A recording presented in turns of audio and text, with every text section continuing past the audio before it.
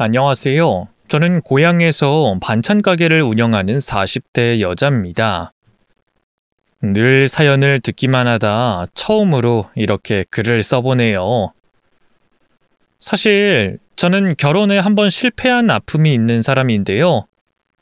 며칠 전 남편에게 4년 만에 연락이 와서일까요? 옛날 생각이 나면서 괜히 속이 시끄럽더라고요. 재결합을 고민한다거나 그런 건 절대 아니에요. 그 인간과 같이 살던 10년 동안 얼마나 힘들고 끔찍했는데요. 전 남편은 물론 시댁 식구들도 저를 참 모질게 괴롭혔었고요. 그 시절의 저를 생각하면 너무 불쌍해서 지금도 눈물이 날 정도예요. 마지막에 시원하게 복수하고 갈라선 게 그나마 위안이라면 위안이랄까요? 어쨌든 옛날 일이 생각난 김에 썰밤에 속풀이 좀 한번 해볼까 하는데요. 비록 글솜씨는 없지만 잘 부탁드려요. 지금은 반찬 가게를 하고 있지만 20대 때 저는 평범한 회사원이었어요. 고향에 있던 여자 상업고등학교를 졸업하고 학교에서 연계해준 작은 제조회사에서 격리로 첫 사회생활을 시작했죠. 남편을 처음 만난 것도 그 회사에서였어요. 입사 시기가 비슷해서 친하게 지내다 눈이 맞아 사귀게 됐고요. 연애 8개월 만에 결혼을 하게 됐죠. 남편이 나이가 좀 있어서 하루빨리 식을 올리고 싶어 했거든요. 그땐 콩깍지가 단단하게 씌어져 있을 때라 남편의 청혼에 냉큼 좋다고 대답했는데요. 막상 결혼하고 보니 너무 성급했나 하는 후회가 들었어요. 남편 때문은 아니었고요. 시어머니와 시누이 때문이었죠. 남편은 어릴 때 아버지가 병으로 일찍 돌아가셔서 홀어머니 슬하에서 자랐는데요. 시어머니가 남편을 남부럽지 않게 키우기 위해 안 해본 일이 없다고 하더라고요. 시장 생선 장사, 건물 청소, 식당 홀서빙 등 몸을 사리지 않고 닥치는 대로 돈을 벌었다 하더군요. 그래서인지 남편은 하나뿐인 어머니에 대한 효심이 지극했어요. 시어머니 또한 홀로 힘들게 키운 아들에 대한 애정이 남다르셨죠. 그러니 결혼 후 합가는 어찌 보면 당연한 수순이었어요. 남편은 시어머니와 6살 터울의 어린 여동생을 절대 둘이서만 살게 할 수 없다는 입장이었고요. 그건 시어머니 역시 마찬가지였죠. 친정 부모님은 이 사실을 알고 걱정이 많으셨어요. 특히 엄마는 결혼 자체를 다시 생각해 보길 바라셨네요. 당신도 모진 시집살이로 마음고생을 많이 하셨거든요. 요즘 세상에 합가는 무슨 합가니?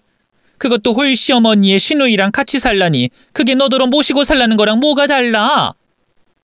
미경아, 너 이 결혼 꼭 해야겠어? 엄마는 아무리 생각해봐도 너무 성급한 것 같다. 만난 지 아직 1년도 안 됐잖아. 그래도 사람을 사계절은 만나봐야지. 나도 그러고 싶은데 성규 씨가 나이가 있잖아. 1살이라도 젊을 때 결혼해서 빨리 아기부터 가지고 싶은가 봐. 그게 태어날 우리 아기한테도 더 좋을 거고. 어쩌겠어. 성규 씨랑 헤어질 것도 아닌데 이 부분은 내가 양보해야지. 그럼 합가라도 잘 얘기해서 없던 일로 하든가. 미경이 너도 엄마가 할머니랑 같이 살면서 얼마나 힘들었는지 알잖아. 난 네가 엄마처럼 사는 꼴 못 본다. 그러면 이 엄마 가슴이 찢어질 것 같아. 엄마가 그렇게까지 말씀하시는데 합가를 이대로 하는 게 맞나 싶더라고요.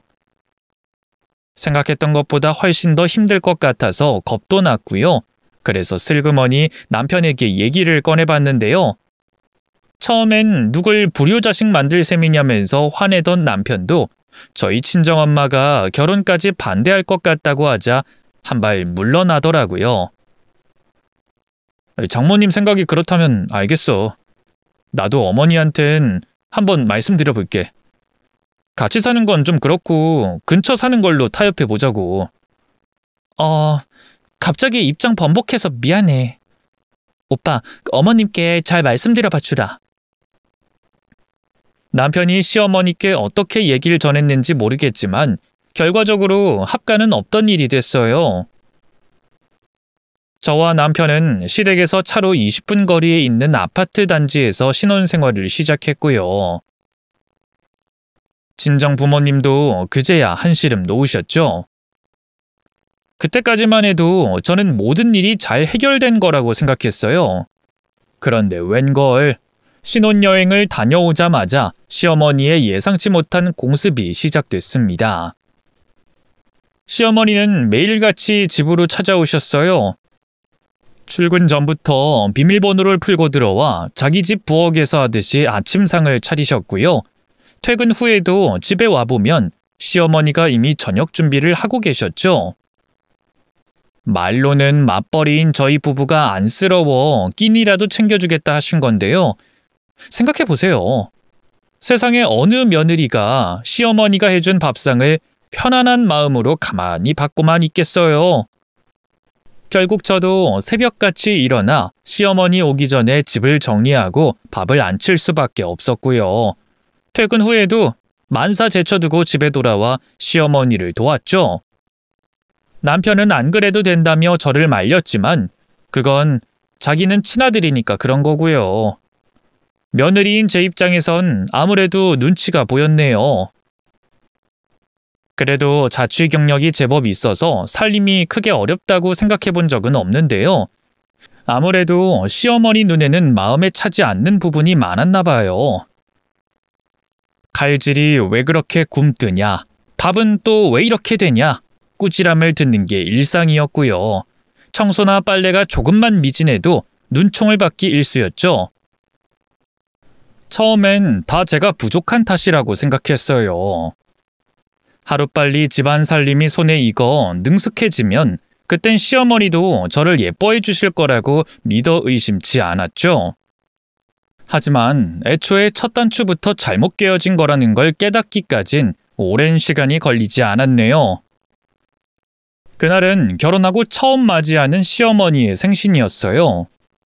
분위기 좋은 식당에서 외식을 할까 하다가 제가 직접 생일상을 차려보기로 했어요. 저와 비슷한 시기에 결혼한 친구가 한 명 있었는데 그 친구가 시어머니 생신상을 차려드리고 엄청 칭찬받았다는 얘기를 들었거든요. 저도 이번 기회에 시어머니한테 점수 좀 딸 수 있는 기회라고 생각했죠. 그래서 일부러 회사에 연차까지 내고 전날부터 시어머니 생신상을 준비했어요. 미역국, 잡채, 갈비찜은 기본이었고요. 고기 반죽과 밤을 사다가 손 많이 가는 수제 떡갈비와 김부각까지 만들었어요. 둘 다 시어머니가 좋아하는 음식이라고 해서 말이죠. 남편은 회사를 쉬지 않았기 때문에 뭐 특별히 도와줄 수 있는 게 없었어요. 그래서 제가 예약해둔 떡 케이크만 퇴근길에 찾아와 달라고 부탁했죠. 그리고 그날 저녁, 저희 부부와 시어머니, 그리고 시누이까지 온 가족이 식탁에 둘러앉았어요. 시어머니는 제가 차린 생일상을 보고도 무덤덤한 표정이었네요. 오히려 뭐 힘들게 이런 걸 준비했냐고 인상을 쓰셨어요. 아이고, 이 늙은이 생일이 뭐라고 이렇게 상다리가 휘어져라 차렸어. 이걸 다 누가 먹으라고. 조금씩만 드세요, 어머님. 남는 건 뒀다가 두고두고 먹을게요. 어머님이 떡갈비 좋아하신다고 해서 만들어봤는데 어떠세요? 내가 떡갈비 좋아한다고 누가 그래? 이이가 그러던데요? 아닌가요? 좋아야 하지. 근데 요즘 나이가 들어 그런가 소화가 영 안 돼서 고기는 좀... 아이, 부각도 기름져서 부담스럽고 잡채도 그렇구나. 에휴, 그냥 나한테 물어보고 하지 왜 너 혼자 마음대로 준비했니? 생각지도 못한 시어머니의 타박이 당황스러웠어요. 그래도 수고했다 한마디 정도는 해주실 줄 알았는데 말이죠. 남편도 민망했는지 슬쩍 나서서 저를 두둔해 주더군요. 아이, 어머니, 그래도 이 사람이 회사까지 쉬고 힘들게 준비했잖아요. 성의를 봐서 좀 드세요. 네? 아이, 누가 안 먹는다니? 이걸 다 버릴 수도 없고 먹긴 먹어야지. 시어머니는 마지못한 표정으로 식사를 시작했어요. 하지만 젓가락으로 깨작거리기만 하다가 갑자기 물에 밥을 말아버리더군요. 난 그냥 김치랑 먹을란다. 내 입엔 이게 제일 맛있어. 그 말에 참았던 눈물이 왈칵 쏟아지더라고요. 결국 밥을 먹다 말고 혼자 방에 들어가서 서러운 마음을 달랬죠. 문 너머로 남편이 시어머니를 달래는 목소리가 들려왔네요. 어머님이 이해하세요. 그 사람이 여우보다는 곰과라서. 뭘 하든 우직하고 성실하기만 하지 센스도 없고 서툴러요. 가르치기 많이 힘드시죠? 아유, 그래, 말도 마라. 이건 하나를 가르치면 열을 배우는 게 아니라 하나도 제대로 못하니 원. 오늘만 해도 그래. 생신상을 차릴 거였으면 나한테 미리 언지를 주고 뭘 먹고 싶은지 물어보는 게 기본 아니니? 그냥 순 자기 먹고 싶은 것만 잔뜩 차리는 게 생일상이야? 그래놓고 내가 싫은 소리 좀 했다고 쌩하니 지 방으로 들어가는 꼴 좀 보라지. 저 사람도 어머니한테 미안해서 그러는 걸 거예요. 제가 잘 타이를 테니까 어머니도 그만 마음 푸세요. 시어머니 앞에서 아무렇지 않게 저를 깎아내리는 남편이 너무 야속했어요. 남편은 내 편이 아니라 남의 편이라 남편이라더니 그 말이 사실이었구나 싶었죠. 그래도 어쨌든 미리 시어머니에게 드시고 싶은 음식을 여쭤보지 않은 제 잘못이라고 생각했어요. 괜히 깜짝 이벤트를 하고 싶다는 욕심에 시어머니 모르게 남편 통해서만 메뉴를 물어보고 선정한 게 패착이라 여겼죠. 그래서 다음 생일엔 꼭 당사자인 시어머니에게 직접 여쭤보고 생일상을 차리겠다고 다짐했네요. 지금 생각해보면 참 바보 같은 생각이었어요. 제가 어떻게 하든 시어머니는 마음에 안 들어 했을 거고 어떻게든 흠을 잡았을 텐데 말이죠. 그 사실을 깨달은 건 그날 늦은 밤이었어요. 실컷 울고 잠자리에 들려다가 문득 뒷정리를 안 했다는 게 떠올라 주방으로 나갔는데요. 아니나 다를까 식탁 위에 먹던 식기며 남은 반찬들이 그대로 있더라고요. 남편도 시누이도 집안일은 손도 까딱 안 하는 사람들이었거든요. 긴 한숨과 함께 늦은 뒷정리를 시작했는데요. 베란다 쪽에서 간간히 말소리가 들리더라고요. 뭐지 하고 가보니 시어머니가 핸드폰으로 누군가와 통화 중이었어요. 오늘 자고 가실 생각인지 편안한 실내복 차림이었죠. 방이 2개라 시어머니가 자주 작은 방에서 주무시고 가셨거든요. 사실 말이 분가지 합가나 다름없는 생활이었죠. 통화에 방해가 될까봐 다시 주방 쪽으로 가려고 했는데요. 갑자기 제 며느리라는 단어가 귀에 꽂혔어요. 자세히 들어보니 친구라고 추측되는 상대에게 제 얘기를 하고 있더군요. 아유, 말도 마. 눈물이 그렁그렁한 눈으로 방으로 들어가 버리는데 순식간에 나만 나쁜 년 됐다니까. 우리 아들이 똑똑해서 망정이지 다른 놈들 같았으면 진작에 그 여우한테 홀랑 넘어가서 지 애미고 뭐고 나 몰라라 했을 거야. 에휴, 근데 성규 이놈도 남자는 남자야. 아니, 아까 며느리가 방에 들어가 버리니까 나한테 뭐라는 줄 알아? 며느리 걔가 곰이란다, 곰. 내가 보기엔 꼬리 9개 달린 구미호인데 무슨. 합가 전제로 결혼하겠다 해놓고 나중 가서 말 바꾼 것만 해도 봐봐.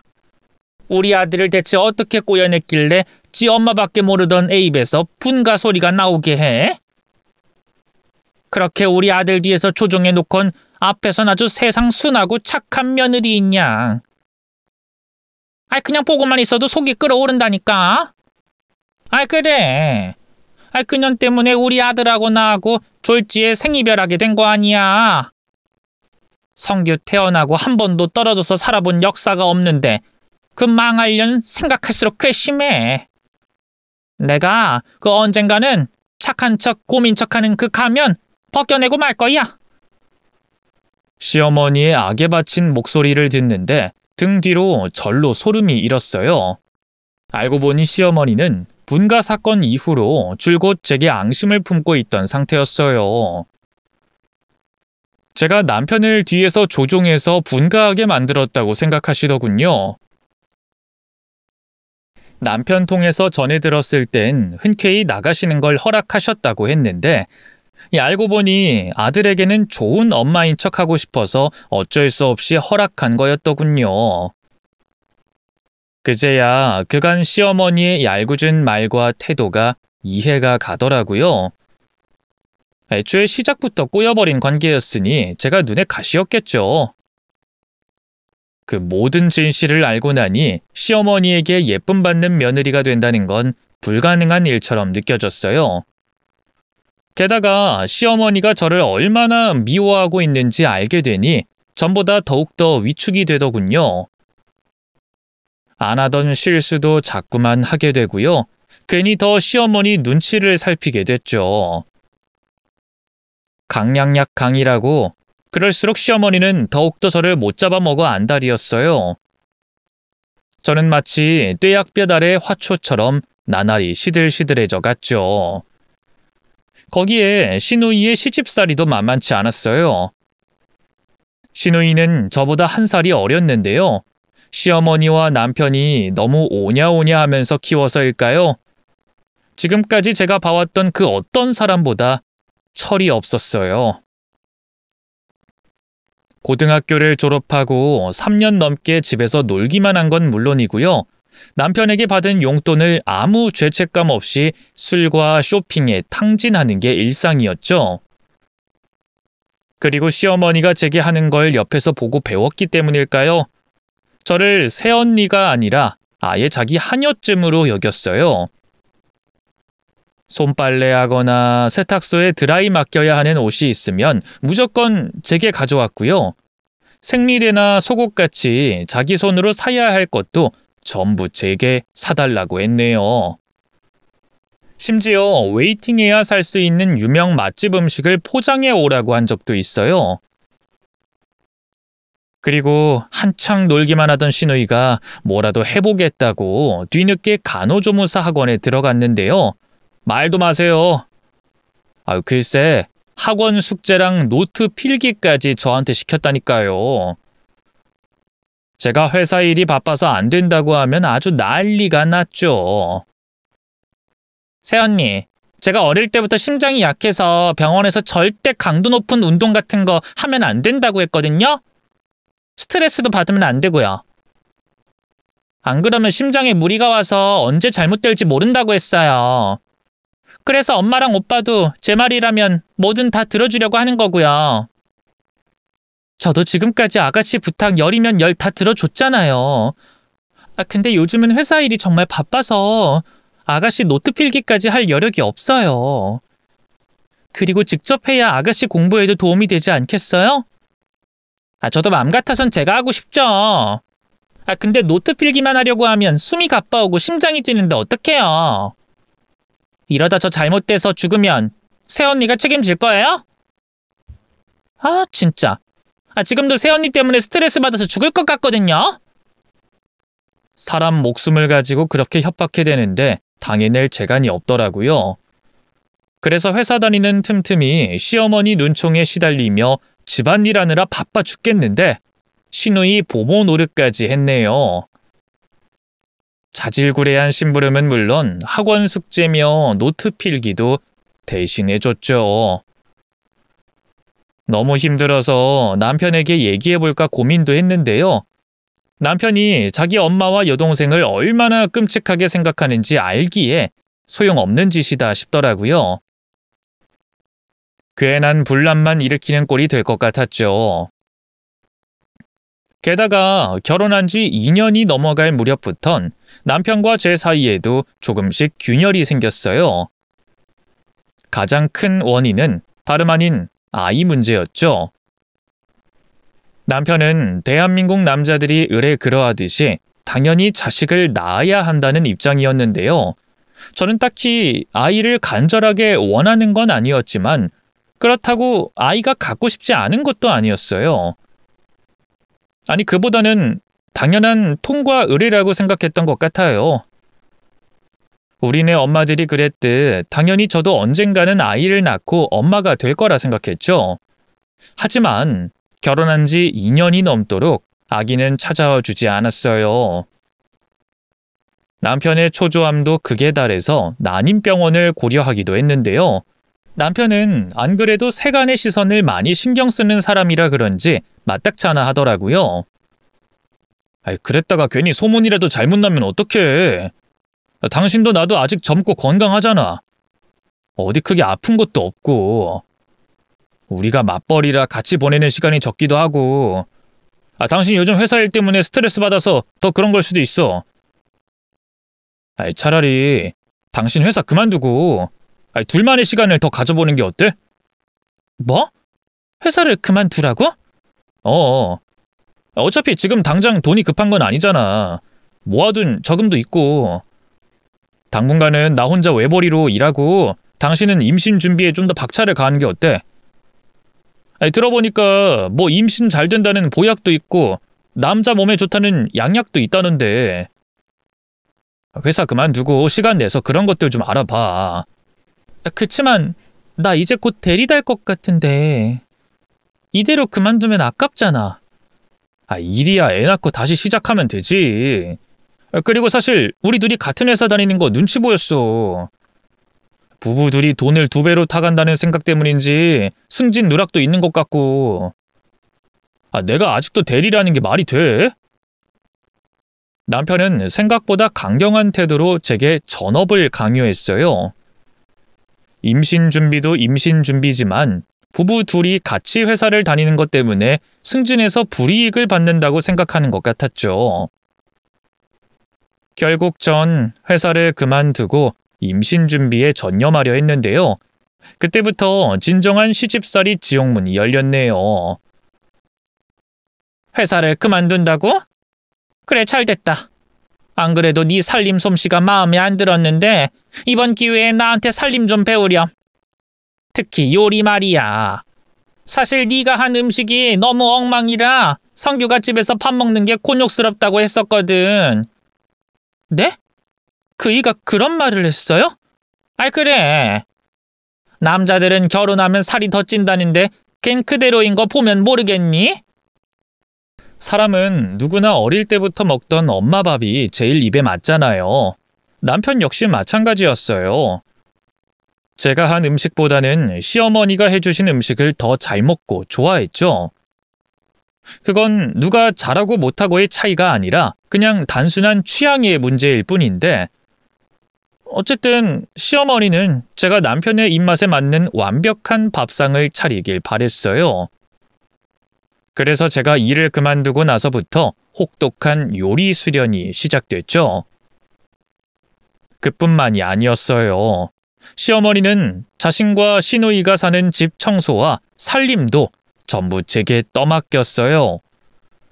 이것도 집안일을 가르친다는 명목 하에서 이뤄졌죠. 꼭두 새벽에 일어나 자정까지 한시도 쉬지 못하고 일만 했던 것 같아요. 회사 다닐 때보다 체력적으로도 정신적으로도 더 힘들었죠. 극한의 스트레스 때문인지 아이도 당연히 생기지 않았네요. 결국 그로부터 1년쯤 지났을 무렵 남편이 고집을 꺾고 난임병원에 가자고 하더군요.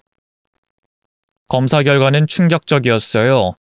남편의 정자수가 적고 힘이 약하다는 건 예상했던 일이었는데 뜻밖에도 저 또한 자궁에 문제가 있다고 하더군요. 자궁이 너무 약해서 착상이 잘 되지 않는 몸이라고 하더라고요.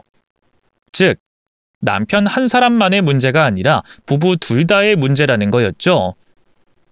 그래도 포기하지 않고 꾸준히 난임병원을 다니면서 시험관과 인공수정을 시도했는데요. 결과는 전부 실패였어요. 나중엔 남편도 저도 2세 계획을 포기하게 됐죠. 그 뒤로 시어머니의 괴롭힘은 더욱 심해졌어요. 문제가 있는 건 남편과 저 둘 다였는데 마치 저 때문에 아이가 안 생긴 것인 양 몰고 갔죠.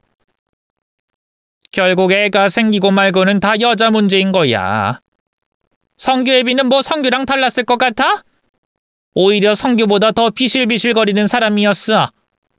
그런데도 내가 건강하니까 성규는 물론이고 주연이까지 거뜬하게 나은 거 아니니? 그럴 수 있죠.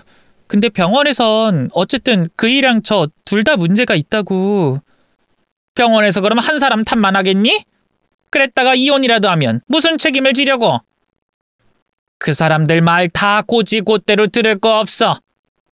내가 옛날에 텔레비전에서 봤는데 남자 정자는 수 자체가 압도적으로 많기 때문에 나이 먹어도 큰 문제 없댔거든. 근데 여자는 조금만 나이 들어도 건강한 난자 생성 자체가 안 된다더라. 그러니 너네도 애가 안 들어서는 거 아니겠어?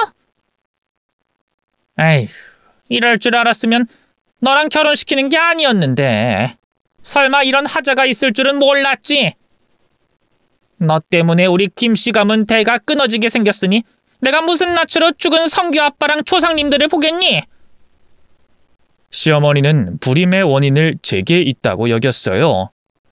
남편에게도 문제가 있다고 말해봤자 두 귀를 꽉 막고 듣지 않으셨죠. 그리고 걸핏하면 제게 하자 있는 여자라는 둥, 시바지를 들여야 한다는 둥 막말을 하셨네요. 처음엔 그러지 말라 말리던 남편도 나중엔 아무 말도 하지 않더군요. 참 서글프고 외로웠어요. 자연스럽게 남편에게 남아있던 일말의 애정도 싹 씻겨내려가 버렸죠. 그러던 어느 날, 제 인생에 큰 전환점이 찾아왔어요. 그 계기는 다름 아닌 남편 때문이었죠. 글쎄 남편이 언젠가부터 출근을 하지 않고 집에만 있는 거예요. 회사에 뭔 일 있냐, 길게 휴가라도 냈냐 물어봐도 묵묵부답이더니 한 일주일쯤 지났을까요? 실은 회사를 그만뒀다는 청천벽력 같은 소리를 하더군요.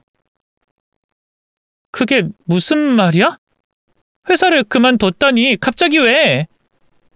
이번에도 과장 승진 떨어졌잖아. 나 말고 최대리가 된 게 생각할수록 괘씸하더라고. 내가 그 회사에서 일한 지 벌써 6년이 넘었는데 아직도 대리라는 게 말이 돼? 그래서 사장님한테 따졌는데 이럴 거면 그만두라잖아. 그래서 네 알겠습니다 하고 나왔어. 내가 뭐 지회사 아니면 갈 데가 없는 줄 알아? 아주 오냐오냐 했더니 사람을 호구로 보더라. 그렇다고 이렇게 대책도 없이 회사를 그만두면 어떡해? 요즘 불경기라 이직도 쉽지 않다던데. 이 사람이 대책이 없긴 왜 없어. 나 김성규야. 오라는 회사 새 곳에 쓰니까 걱정하지 마. 조만간 더 좋은 회사로 재취업할 거야. 그러나 호언장담한 것과 달리 남편은 6개월이 넘도록 아무 회사에도 들어가지 못했어요. 본인도 점점 초조해지는 것 같아 아무 말도 못했는데요.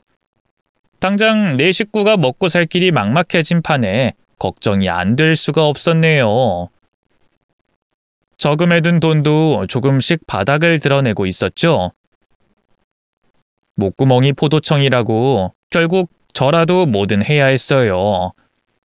하지만 확실히 불경기는 불경기인지 제 발로 회사를 그만둔 30대 여자를 써줄 만큼 괜찮은 회사는 찾기가 힘들었죠. 결국 식당 서빙이나 마트 캐셔 같은 단순 서비스직도 알아보기 시작했는데요. 두드리면 열린다고 생각지도 못한 기회가 찾아왔어요. 어릴 때 친하게 지냈던 이웃집 언니와 우연히 연락이 닿았는데요. 그 언니가 저희 집 근처에 반찬 가게를 하나 내게 됐다고 일할 사람을 구하고 있다고 하더라고요. 고민할 것도 없이 제가 하겠다고 했어요. 언니도 아예 모르는 사람보다는 아는 사람이 나을 것 같다면서 기꺼이 저를 써줬죠. 그런 언니가 고마워서 더 열심히 일했어요. 단순히 시키는 일만 하지 않고요. 제가 갈고 닦은 음식 솜씨로 젊은 주부들이 좋아할 만한 반찬도 많이 만들었는데요. 다행히 하나같이 반응이 좋아서 가게 간판 메뉴가 될 수 있었죠. 뿌듯하기도 했고요. 그간 잊고 있던 성취감도 들더라고요. 무엇보다 좋았던 건 시어머니와 시누이도 제가 실질적인 가장이 된 뒤로 가게에 나가 일할 때만큼은 크게 터치하지 않았어요. 자기들 밥줄이 제가 벌어온 돈에 달렸다는 걸 잘 알고 있었던 거죠. 그쯤에 남편은 남자들이라면 한 번쯤 다 걸린다는 사업병에 걸려 있었는데요. 재취업 대신 무슨 운송 사업으로 성공하겠다면서 꿈에 부풀어 있었어요. 사업 자금을 만들겠답시고 모아둔 돈도 다 까먹고요. 심지어 저 모르게 은행빚까지 져서 집이 경매로 넘어가 버렸죠. 결국 저와 남편은 시댁으로 들어갈 수밖에 없었네요. 사실 분가에서 살 때도 시어머니와 시누이가 밥 먹듯이 저희 집을 들락날락거렸잖아요. 그래서 합가를 시작한 뒤에도 크게 달라진 건 없었어요. 하지만 정신이 바짝 들긴 하더라고요. 그때까지도 남편은 정신을 못 차리고 여전히 사업을 하겠다면서 나대고 있었거든요.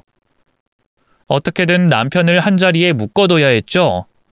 안 그러면 하나 남은 시어머니 집마저 잃게 될 위기였으니까요. 고민 끝에 제 반찬 가게를 따로 차리기로 했어요. 가게는 저렴한 곳을 구해 월세로 빌리고 자재며 도구 같은 것도 전부 중고로 받아다 쓰면 어떻게든 될 것 같더라고요. 그래서 하루 날을 잡고 남편에게 말했네요. 여보, 나 지금 일하는 가게 나와서 독립할까 해. 가게도 어느 정도 자리 잡았고 진이 언니도 가게 그렇게 클 수 있었던 거 다 내 덕분이라면서 아낌없이 도와주겠다네. 그래? 근데 독립하면 괜히 돈만 더 깨지는 거 아니야? 물론 처음에 가게 구하고 필요한 거 이것저것 사다 보면 그럴 수 있는데 당신도 내 반찬 만드는 실력 알잖아. 한 6개월만 있으면 금방 흑자 낼 수 있어. 지금 진이 언니 가게 월 매출이 순이익만 1,000만 원 가까이 되거든? 1,000만 원? 반찬 가게가 그렇게 돈이 잘 벌려? 다 그런 건 아니고 음식 솜씨도 있어야 하고 마케팅도 잘 해야 하지. 걱정하지 마. 둘 다 자신 있으니까. 그러니까 나 믿고 당신도 좀 도와주면 안 될까? 우리 같이 한번 해보자. 제 설득에 남편도 반찬 가게 창업에 동의했어요. 그렇게 저희 둘이 밤낮으로 발품을 팔아 목 좋은 곳에 가게 하나를 낼 수 있었죠. 처음엔 파리만 날렸는데요. 무료 반찬 나눔, 시식회 같은 걸 과감하게 시도해서 손님들을 일단 많이 끌어들이려고 노력했어요. 그 결과 반찬 맛에 반한 손님들이 단골이 되어줬고요. 그분들이 또 입소문을 내주면서 점점 손님들이 늘어나게 됐죠. 그 결과 창업한 지 3개월 만에 영업 매출이 흑자로 돌아섰고요. 약 1년쯤 지났을 땐 꿈에 그리던 월 매출 1,000만 원도 달성할 수 있었네요. 정말 얼마나 기뻤나 몰라요. 남편과 부부간의 정은 사라진 지 오래였지만 그래도 나름 동료 간의 의리가 생긴 것 같아 좋기도 했네요. 하지만 그것도 아주 잠깐이었어요. 남편 분수에 맞지 않을 정도로 너무 많은 돈을 벌게 돼서일까요? 남편은 다시 사업병이 도져버렸어요. 자기가 이런 반찬 가게에서 썩고 있을 사람이 아니라면서 언젠가부터 자꾸 밖으로만 나돌기 시작했죠. 대학 동기들과 또 되도 않는 사업 준비를 하는 것 같더군요. 그런 남편이 너무 실망스러워서 설득한다든지 마음을 되돌리고 싶은 생각도 들지 않았어요. 그래서 그냥 마음대로 하라고 내버려 뒀네요. 가게 일 도와주는 아주머니도 따로 있었고 사실 남편은 바지 사장이나 다름없었으니까요. 그러던 어느 날이었어요. 하루는 시어머니가 갑자기 출근하려는 저를 붙잡더니만 시누이에게 결혼할 남자가 생겼다는 게 아니겠어요? 놀랍게도 의사라고 하더군요. 아니, 아가씨가 대체 어디서 의사를 만난 거래요? 우리 주연이 일하던 병원 있잖아. 그 병원 작은 원장이야. 우리 주연이가 다른 건 몰라도 날 닮아서 얼굴 하나는 기가 막히게 예쁘잖니. 생각지도 못한 소식에 얼떨떨하더라고요. 신우이가 간호조무사 학원을 졸업하고 병원을 다닌 건 사실인데요. 사실 3개월도 못 다니고 힘들다면서 그만뒀거든요. 그런데 그 짧은 시간 동안 원장과 눈이 맞다니 참 그 어떤 의미에선 대단하다 싶더군요. 에휴, 근데 우리 집이 뭐 그렇게 크게 못난 건 아닌데 어쨌든 그쪽은 대대로 의사 집안이다 보니 좀 꿀리는 감이 있더라고. 그쪽 부모가 우리 주연이를 썩 마음에 들어하지도 않는 눈치고. 그럼 결혼을 못할 수도 있는 건가요? 그건 아니야. 실은 주연이가 지금 그 원장 애를 임신해서 말이다. 배가 더 부르기 전에 결혼을 시켜야 할 것 같거든? 예비 사돈댁에서도 처음엔 반대하다가 애가 생겼다니 어쩔 수 없이 허락하겠대. 시집도 안 간 처녀가 임신이라니 정말 얼마나 놀랐는지 몰라요. 무엇보다 신우이가 대학 졸업하고 백수로 지내던 시절 양아치 같은 놈을 만나 임신을 한 적이 있거든요. 남편의 결사반대로 결국 낙태를 했지만 말이에요. 다신 임신하기 힘든 몸이 됐다고 하더니만 그새를 못 참고 또 다른 남자와 애를 가지다니. 정말 좋은 의미로든 나쁜 의미로든 대단하다 싶더군요. 그런 제 마음을 아는지 모르는지 시어머니가 다시 입을 열었어요. 당장 혼수부터 사려고 하는데 돈이 있어야 말이지. 네가 좀 보태줄 수 있지? 이제사 하는 말인데 사실 네가 시집 올 때 해온 게 뭐가 있니? 너희 부모도 변변한 재산 하나 없고 너도 사회초년생이랍시고 떨렁 신혼집 장롱이랑 세탁기 정도만 해왔었잖아. 이제 반찬 가게 하면서 돈도 많이 벌었겠다. 좀 갚아야지. 안 그래? 신혼집 살 때 제가 모아둔 돈 3천만 원도 들어가긴 했는데요. 물론 그이가 사업한다고 다 날려버리긴 했지만요. 제 말대꾸에 시어머니가 눈을 가늘게 떴어요. 그래서 지금 뭐 한 푼도 못 내놓겠다 이거야? 돈을 그렇게 많이 벌면서? 한 식구끼리 그러는 거 아니다, 알아? 제가 언제 안 드리겠대요. 당연히 해야죠. 그래? 혼수 비용 다 네가 낼 수 있다는 말이지? 암요, 해야죠. 그럼 혼수 다 사고 나서 저한테 금액 말씀해 주시면 입금할게요. 이번에 가게 권리금이 올라서 그거 내고 어쩌고 하는 바람에 당장은 현금이 없거든요. 그 이 카드 어머님이 갖고 계시죠? 그 카드로 우선 결제하면 이달 장사 정산 끝나는 대로 바로 드릴게요. 그래.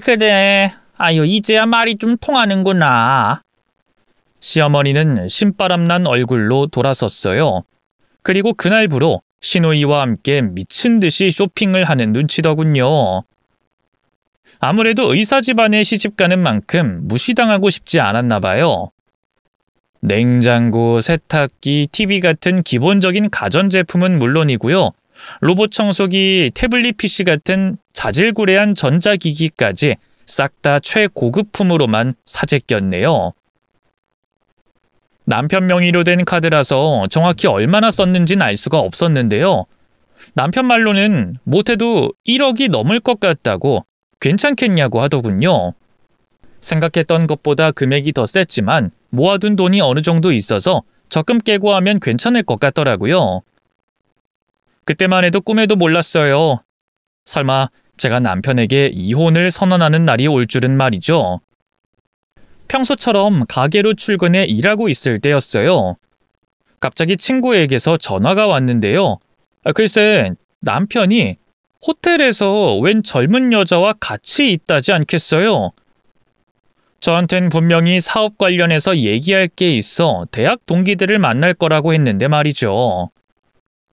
생각해보니 그쯤에 부쩍 남편 귀가 시간이 늦어지긴 했어요. 낯선 향수 냄새가 날 때도 있었고요. 핸드폰을 보면서 혼자 실실 웃을 때도 있었죠. 설마 하는 마음으로 친구가 알려준 호텔로 향했어요.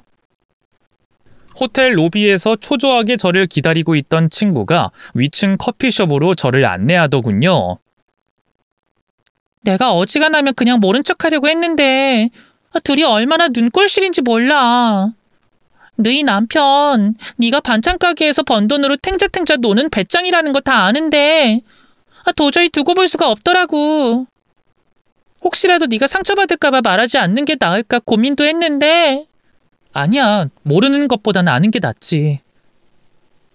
이렇게 전화해줘서 고마워. 친구의 손을 꼭 잡고 호텔 커피숍으로 들어갔어요. 창가 자리에 웬 익숙한 남자가 젊은 여자의 허리를 끌어안고 희희낙낙하고 있더군요. 다름 아닌 남편이었죠. 남편의 커다란 손은 여자의 허리를 바짝 당겨 안은 상태였는데요. 공공장소라는 걸 아는지 모르는지 거리낌 없이 진한 스킨십을 나누고 있더군요. 도저히 참을 수가 없어서 그런 연놈들을 향해 달려갔어요. 이내 저를 발견한 남편이 소스라치게 놀라더군요. 당신이 여긴 어떻게... 내가 여기 어떻게 왔는지가 뭐가 중요해? 당신 지금 뭐 하는 거야? 옆에 끌어안고 있는 그 여잔 대체 누구냐고? 그러니까... 남편은 당황해 어쩔 줄 몰라 했어요. 한심하게도 뻘뻘 식은땀까지 흘리더군요. 그러자 옆에 있던 여자가 저를 날카롭게 노려보면서 입을 열더군요. 오빠, 이 여자 누구야? 그러니까 세이야. 누구긴 누구야? 이 인간 부인이지? 아무 말 못하는 남편을 대신해 제가 대답했어요. 그러자 그 상간녀의 얼굴이 휘둥그레지더군요. 뭐? 부인? 오빠 이혼했다며? 근데 무슨 부인이야? 그게 아직 이혼은 못했고. 지금 나 상대로 사기친 거야? 나 상간녀 만든 거냐고. 보아하니 그 상간녀도 남편이 유부남인 걸 몰랐던 모양이에요. 제가 부인이라는 걸 알자마자 길길이 날뛰면서 어쩔 줄 몰라 하더군요. 그 꼴을 보고 있자니 도대체 내가 여기서 뭘 하는 건가 싶더라고요. 그래, 내가 이제 와서 너한테 왜 바람이 났냐고 따져서 뭐 하겠니? 우리 사이에 애정이라는 게 사라진 진 벌써 오래됐는데 그냥 10년 동안 붙어 살다 보니 관성적으로 계속 같이 살던 거잖아. 차라리 잘 됐어. 이 기회에 우리 깨끗하게 갈라서자. 진짜 이혼남 돼서 다른 여자를 만나든지 말든지 알아서 해. 뭐 회사 그만두고 자기 손으로 돈 한 푼 벌어본 적 없는 널 누가 데려갈진 모르겠지만. 그리고 이 상간녀랑 썼던 돈은 다 뱉어내라. 그동안 너랑 너희 엄마한테 당하고 살았던 내가 가엾어서 위자료 소송도 할 거니까 각오하고. 저는 그렇게 할 말을 다 마친 뒤 미련 없이 뒤돌아섰어요. 그리고 친구와 함께 호텔 밖으로 나왔죠. 남편이 허둥지둥 그런 제 뒤를 쫓아왔어요. 여보, 잠깐만. 나 세이 아니 그러니까 방금 그 여자랑은 아무 사이도 아니야. 그냥 술집에서 우연히 만난 앤데 내가 좋다고 자꾸 쫓아다녀서 어쩔 수 없이 몇 번 만나준 게 다라고. 그래? 걔는 네가 이혼남인 줄 알고 있던데? 작정하고 속인 다음에 꼬신 건 너 아니야? 아니 그러니까 난... 여하튼 내가 다 잘못했어 여보. 다신 안 그럴게. 한 번만 봐주라. 응? 그래도 우리가 같이 산 세월이 있는데 어떻게 이렇게 단칼에 끝을 내겠어. 그래, 나도 그 잘난 세월 때문에 지금까지 너 참고 살아줬던 거야. 꾹 참고 살면 너도 언젠가는 내 소중함을 알아줄 거라고 믿었거든. 근데 그것도 사람한테나 할 수 있는 기대지. 너 같은 짐승보다 못한 새끼한테 해당되는 말이 아니야. 긴 말할 거 없고 우리 이혼하자. 나 바로 짐 싸서 집 나갈 거고 이혼 소장은 변호사 통해서 보낼 테니까 그렇게 알아. 저는 매달리는 남편을 거칠게 뿌리치고 바로 집으로 돌아왔어요. 그리고 방으로 들어가 짐을 싸기 시작했는데요. 때마침 집에 있던 시어머니와 시누이가 깜짝 놀라 묻더군요. 아니 며느리, 너 갑자기 짐은 왜 싸는 거니? 그러니까 새언니 어디 여행 가요? 아니요. 저 그 인간이랑 이혼하기로 했어요. 그 인간이 저 모르게 젊은 년이랑 바람이 났거든요. 오늘부로 남남 됐으니까 그렇게 하세요. 뭐? 우리 성규가 바람이 났다고? 네. 뭐 정확한 건 그 잘난 아드님 오면 확인해 보세요. 전 이제 상관없는 일이니까. 뭐? 이 시애미한테 그게 무슨 말버릇이야? 그러게 네가 진작에 잘했어야지.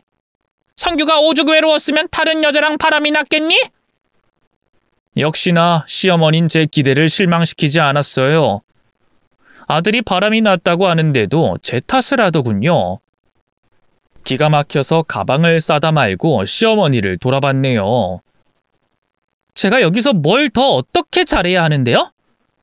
그 인간 회사 그만두고 사업한답시고 날려먹은 돈이 얼만 줄 아세요? 당장 먹고 살 길이 막막해서 맨몸으로 반찬 장사 뛰어들었고 하루 3시간도 채 못 자면서 일에 매달렸어요. 그렇게 힘들게 번 돈으로 어머님이랑 아가씨 그리고 남편 먹여 살렸고요. 그뿐이에요? 집안일도 다 제가 했죠. 그런데 제가 여기서 뭘 어떻게 더 잘해야 해요? 제 말에 주춤하던 시어머니가 이내 건수를 잡았다는 표정으로 입을 열었어요. 애를 못 낳았잖아. 부부 사이가 어떻게 평생 남녀간의 정으로만 유지될 수 있겠니? 특히 남자는 애가 있어야 마음을 잡지. 근데 네가 하자가 있어서 애를 못 가지니까 우리 성규가 그렇게 밖으로 돈 거 아니야? 우리 주연이 봐라. 결혼도 전에 이렇게 애가 생겨서 그 잘난 의사 집안에 시집도 가잖니? 모름지기, 여자는 일 잘하고 돈 잘 벌고 이런 거 다 필요 없어. 애만 잘 낳으면 된다고. 역시나 시어머니는 제가 아이를 못 가진다는 점을 물고 늘어지기 시작했어요. 그것밖엔 트집 잡을 게 없었겠죠. 하지만 하다하다 혼전 임신으로 시집가는 시누이랑 비교질을 하다니 기가 막히고 코가 막히더군요. 참나, 몸이 해퍼서 아무 남자애나 갖는 게 자랑인가요? 그 집안에서도 알아요? 시누이가 전에 다른 남자하고도 애 뱉다가 치웠다는 거? 너 어떻게 그런 끔찍한 소리를 입에 담아? 혹시라도 그 집안에 얘기 들어가기만 해? 가만 안 둘 줄 알아? 그럼 앞으로 다신 저한테 함부로 하지 마세요. 안 그럼 그 병원 찾아가서 다 불어버릴 거니까. 저는 최대한 무서운 표정으로 시어머니와 시누이를 노려본 뒤 짐을 마저 싸들고 밖으로 나왔어요. 그 사이 도착한 남편이 저를 막아서고 제발 가지 말라며 사정사정하더군요. 그러자 뒤늦게 정신을 차린 시어머니와 시누이도 달려나와 제게 매달리더군요. 너 인연, 이대로 가는 건 좋은데 혼수 비용은 내놓고 가. 맞아요, 새언니. 제 혼수 비용 언니가 대준다고 했잖아요. 그 약속은 지켜야죠. 참, 모녀 둘이 어찌나 뻔뻔하던지요. 절로 헛웃음이 나오더군요. 그건 제가 이 집안 며느리일 때 얘기였죠. 이 인간이 바람펴서 이제 이혼할 거고 그럼 전 이 집안하고도 아무 상관없는 사람이 되는 건데 제가 왜 혼수 비용을 대야 하는데요? 그런 무책임한 말이 어딨어? 혼수 비용 대준다는 니년 말만 믿고 1억이 뭐야? 거진 2억 넘게 썼는데 그 돈을 다 어떻게 갚으란 말이야? 그건 제 할 바 아니죠. 잘난 어머님 아들한테 달라고 하세요. 너 인연 거기 안 서? 내가 가만 안 둘 거야. 사기죄로 고소할 거라고. 사기죄요? 참나. 네, 어디 한번 해보세요. 과연 사기죄 성립이 될 것 같나. 저야말로 남편 바람 피운 걸로 상간자 소송 걸 거고요. 그 병원에도 찾아가서 시노이가 낙태했던 과거 숨기고 사기 결혼한다는 거 다 말해버릴 테니까. 엄마, 새언니 진짜 말해버릴 것 같아. 그냥 더 자극하지 마. 나 전에 낙태했던 거 알려지면 의사 며느리고 뭐고 다 물거품 내는 거라고. 그냥 조용히 보내주자. 돈이야 내가 결혼한 다음에 그 이한테 잘 말해서 주면 되잖아. 신우이는 자기 혼처 자리가 날아갈까봐 겁이 났던가 봐요. 시어머니와 남편을 설득해서 저를 그냥 보내주려고 하더군요. 덕분에 손쉽게 그 지긋지긋한 집구석을 빠져나올 수 있었네요. 그 길로 저는 가게 근처에 집을 새로 구했고요. 저만의 안락한 보금자리를 꾸미기 위해 최선을 다했네요. 그 사이에도 남편은 끈질기게 저를 찾아와서 용서를 빌었어요. 그 상간녀와는 그날 바로 헤어졌다고, 제발 이혼만은 하지 말아달라고 사정했죠. 저를 사랑해서 그런 게 아니었어요. 제 돈 때문이었죠. 결국 저는 예정대로 변호사를 선임해 이혼 소송을 진행했고요. 지리한 법적 다툼 끝에 저는 전 남편과 무사히 이혼하고 위자료도 받아낼 수 있었습니다. 가게에 관해선 전적으로 제 능력으로 일궈낸 거라는 게 입증이 돼서 남편은 조금도 그 권리를 주장할 수 없었네요. 이혼한 뒤로도 한동안 남편은 끈질기게 저를 괴롭혔는데요. 경찰을 불러 겁을 한번 준 뒤로는 다시는 찾아오지 않았어요. 공통지인에게 들은 말에 의하면 여전히 사업병을 고치지 못하고 쓰레기처럼 산다 하더군요. 또 신우이는 결혼하고 얼마 안 돼 결국 이혼당했다고 해요. 제가 그 병원에 뭐 따로 신우이의 과거를 알리거나 한 건 아니었고요. 알고 보니 신우이 뱃속에 있던 애가 결혼한 의사 남편 친자가 아니라지 뭐예요. 그쪽 시어머니와 남편이 하도 닮은 구석이 없어 의심을 했고요. 신우이 몰래 친자 검사를 해보니 불일치로 떴다 하더라고요. 신우이는 그제야 전에 만나던 남자아이라는 걸 실토하고 용서를 빌었지만 결국 이혼당했다 하더군요. 어떻게 다른 남자애를 의사 자식이라 속이고 결혼할 생각을 했는지 참 간도 크지 않나요? 어쨌든 그렇게 한동안은 근황도 못 듣고 잊고 살았는데 앞서 서두에 말씀드린 것처럼 얼마 전 남편에게서 연락이 왔어요. 다시 만나자는 말을 할까 걱정했는데 그건 아니었고요. 돈을 좀 빌려달라 하더군요. 알고 보니 주식에 손을 댔다가 대차게 말아먹었더라고요. 겁도 없이 사채도 빌려서 빚만 1억이 넘는데요. 다달이 불어나는 이자를 갚지 못해서 사채업자들이 집까지 찾아와 행패를 부린다 하더군요. 나도 염치 없는 거 아는데 한 번만 도와주라. 지금 어머니도 풍으로 들어 누워서 아무 일도 못하시고 미경이는 이혼당한 뒤로 은둔형 외톨이가 돼서 집 방 밖으로 나오지도 않아. 그런 상황에서 사채업자들이 매일같이 집에 찾아오니까 어머니도 미경이도 많이 무서워해. 제발 예정을 생각해서 딱 1억만 빌려주라. 응? 올해까지 원금 못 갚으면 나 장기 매매범들한테 쥐도새도 모르게 팔릴지도 몰라. 1억이 남의 집 개 이름도 아니고 참 쉽게도 입에 올리더군요. 미리 말씀드리지만 당연히 한 푼도 빌려주지 않았어요. 전 남편과 제 사이에 예정이 어딨나요? 옛 앙금이라면 몰라도. 그래서 제게 이렇게 애원할 시간에 나가서 막노동이라도 뛰라고 했네요. 전 남편은 그때까지도 변변한 직업 하나 없이 백수로 살고 있었거든요. 아직도 정신 못 차린 거죠, 뭐. 제 말에 자존심이 단단히 상한 모양이죠. 전 남편은 그때부터 망할년 무슨 년 하면서 걸쭉한 욕설을 내뱉었어요. 너 때문에 내 인생이 망한 거야, 알아? 애초에 너 같은 년 만나지만 않았으면 내 인생 지금보다는 더 잘 풀렸을 거라고. 하다못해 우리 미경이만 그 의사놈이랑 쭉 잘 살았어도 네가 그 병원에 알리니 뭐니 죄를 뿌려서 그 모양 그 꼴이 난 거 아니야? 참나. 내가 없었으면 네 인생은 더 빨리 망했어. 그리고 네 여동생이 이혼당한 것도 자업자득이었다고. 낙태했던 과거를 숨긴 것도 모자라서 다른 남자애를 그 집안 핏줄이라고 속여?